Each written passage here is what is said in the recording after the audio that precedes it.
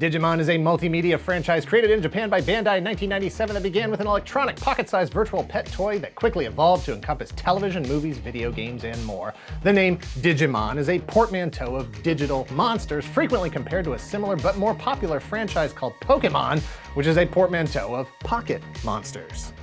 Digimon is an expansive franchise that touches pretty much every corner of licensed merchandise possible. There's nearly 30 years of storytelling across television, movies, comics, magazines, and as part of the toys themselves, there's too many things. This video isn't going to cover all of that. Instead, we're going to focus on the initial creation of the franchise, its arrival in the US, and its emergence as a worldwide pop culture phenomenon that persists through today.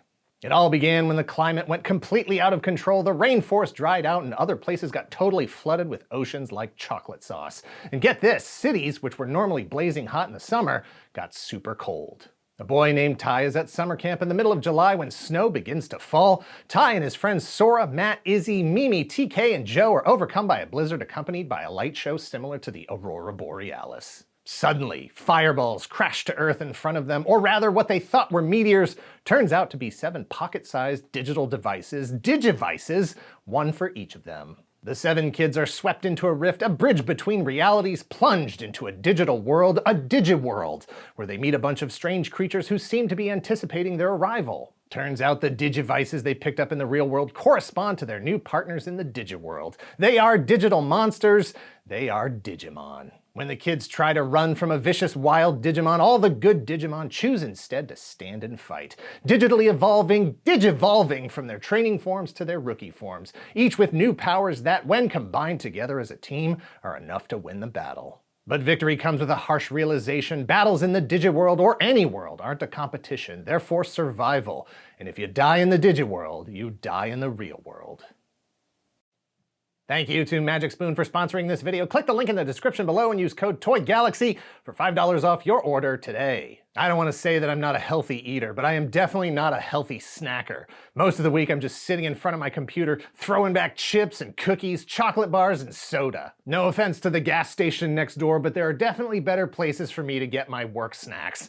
Magic Spoon cereal and cereal treats are a perfect alternative that will provide that same sweet satisfaction without all the sugar and calories. Magic Spoon cereal comes in best-selling flavors like cocoa, frosted, peanut butter, chocolate chip cookie, or my personal favorite, fruity. Magic Spoon treats are available in marshmallow, chocolatey peanut butter, and 2 new flavors, double chocolate and blueberry muffin. Magic Spoon has 0 grams of sugar, 13 to 14 grams of protein, and only 4 to 5 net grams of carbs in each serving. Just 140 calories, it's keto-friendly, gluten-free, grain-free, and soy-free. And Magic Spoon is backed with a 100% happiness guarantee, so if you don't like it for any reason, they'll refund your money, no questions asked.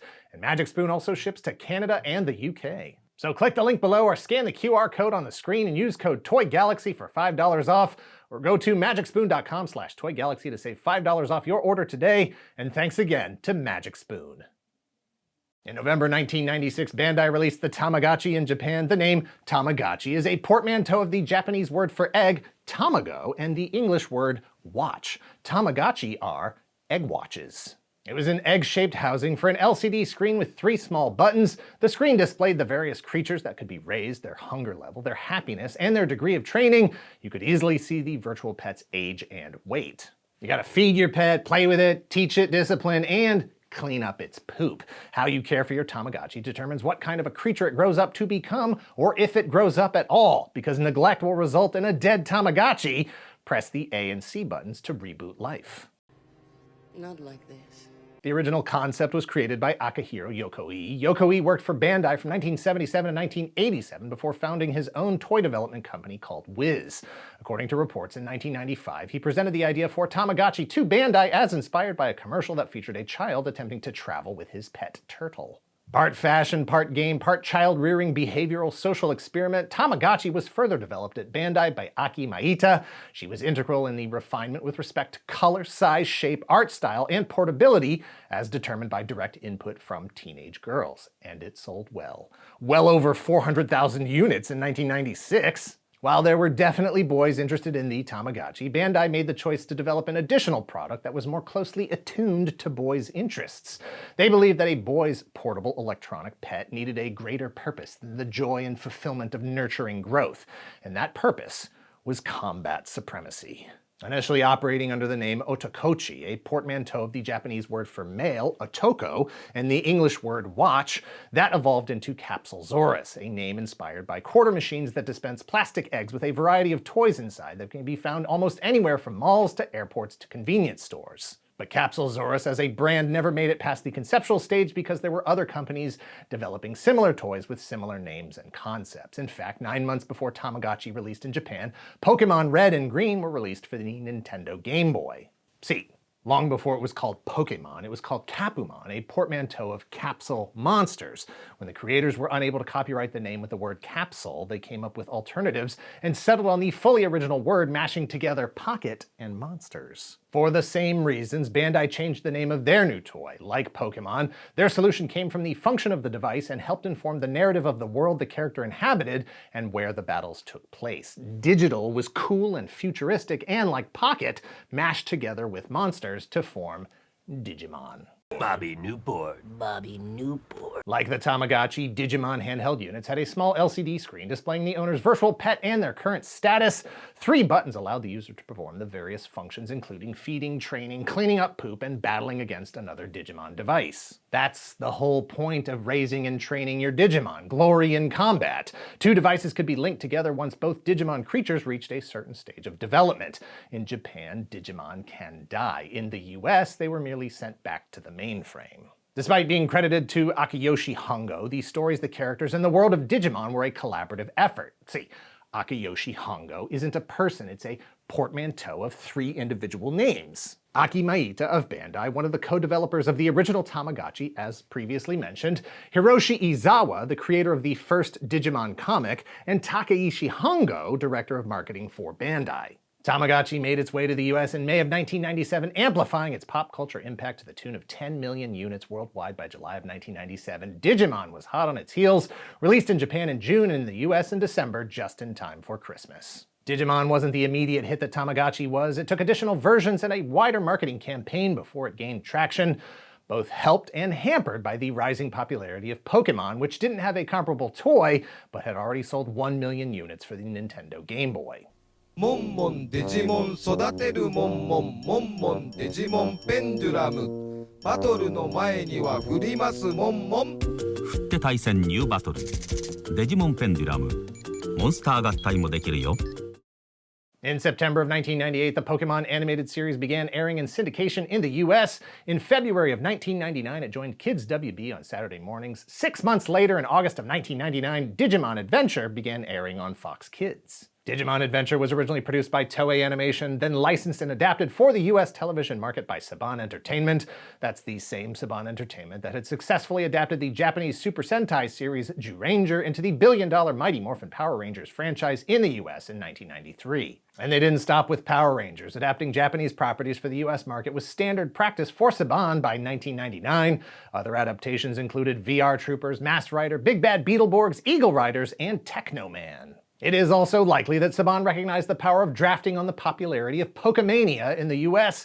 Like Transformers and GoBots in the 80s, there was money to be made in market confusion. Take this display of an object that is shaped like a mouse. Take these letters. Take this portrait of a single clown. As often happens with adaptations, some elements were removed from the original Japanese series to clarify action, to reduce violence, or to eliminate cultural references that wouldn't make sense to the American audience. Names were changed and it got a completely new musical score. 54 episodes aired between August of 1999 and June of 2000. In October, Digimon the movie was a box office success, bringing in nearly $17 million against a budget of $5 million despite negative reviews. Those reviews likely rooted in the fact that Digimon the movie was a portmanteau of 3 short films produced independent of each other in Japan, assembled, re-edited, and recast for the US audience. 2 more seasons of Digimon on television followed, including adaptations of 50 episodes of Digimon Adventure 2 and 51 episodes of Digimon Tamers, ending in June of 2002, all under the banner of Digimon Digital Monsters. By the end of that run, Digimon's television adventures belonged to Disney.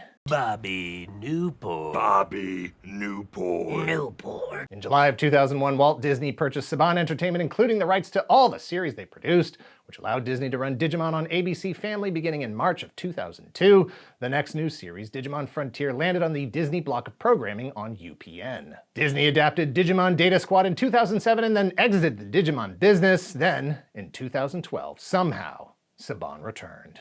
Nice job, team. In 2012, Saban reacquired the rights to Digimon from Disney and immediately jumped back into adapting Japanese Digimon productions, beginning with Digimon Cross Wars, aka Digimon Fusion in the US. 54 episodes were broadcast between September 2013 and August 2015 on Nickelodeon, at which time Saban exited the Digimon business. Where Pokémon went, so went Digimon. Pokémon began as a video game on the Nintendo Game Boy. It was only a matter of time before the handheld electronic combat of Digimon found its way to one of Nintendo's competitors. Digimon World launched on the PlayStation in the US in 2000. Digimon World 2 hit in 2001, Part 3 in 2002, Part 4 in 2005. Bandai continued to produce games for the Japanese market, but the US would have to wait until Digimon World Next Order International Edition in 2017 on the PS4 for more console-based action. Digimon action figures in various scales with various play features were released between 1999 and 2004 by Bandai.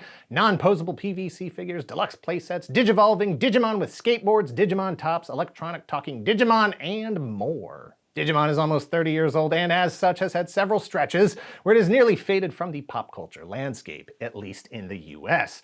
But Bandai is still producing new Digimon games and animation. 67 episodes of Digimon Ghost Game aired in Japan from October of 2021 through March of last year, 2023. A new movie, Digimon Adventure 2: The Beginning, was released in Japan in October of 2023, followed shortly after by an English dub starring Johnny Young Bosch as TK, and a premiere in select US theaters in November. The feisty younger brother of Tamagotchi, to this day, Digimon suffers the stigma of being perceived as not Pokémon or the other Pokémon.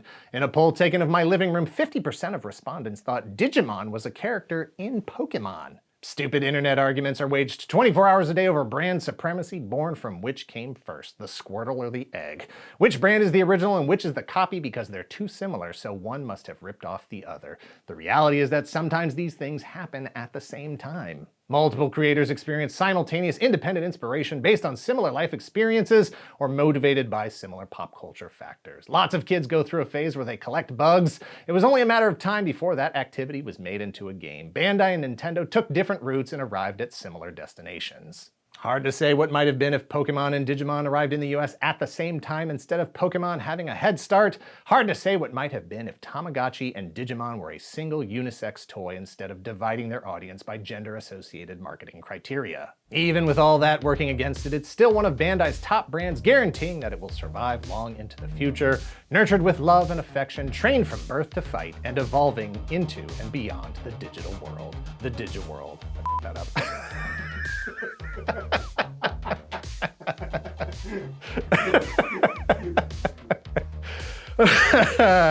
Thanks for watching. Please hit like, hit subscribe if you're not already a subscriber. Thank you very much to those of you who already are. If you're in the position to help the channel grow, if you'd like early access to the videos ad-free, as well as behind-the-scenes features, sneak peeks at upcoming projects, and exclusive monthly podcast about the show, please visit our Patreon at patreon.com/toygalaxy and let us know in the comments down below if you're a fan of Pokemon or Digimon. Better yet, let us know if you ever owned a Tamagotchi or a Digimon unit. As part of this research, I was wondering if there was possibly a Tamagotchi that was still alive after 30 years after its introduction. Is it possible that someone was so dedicated to raising their digital pet that they kept it going all this time? 30 years worth of digital poop? But the answer, which should have been obvious, is no. Tamagotchi batteries only lasted at best a month, and when you change the batteries, you reset the device. The harsh reality of life and death in the digital age. Cut.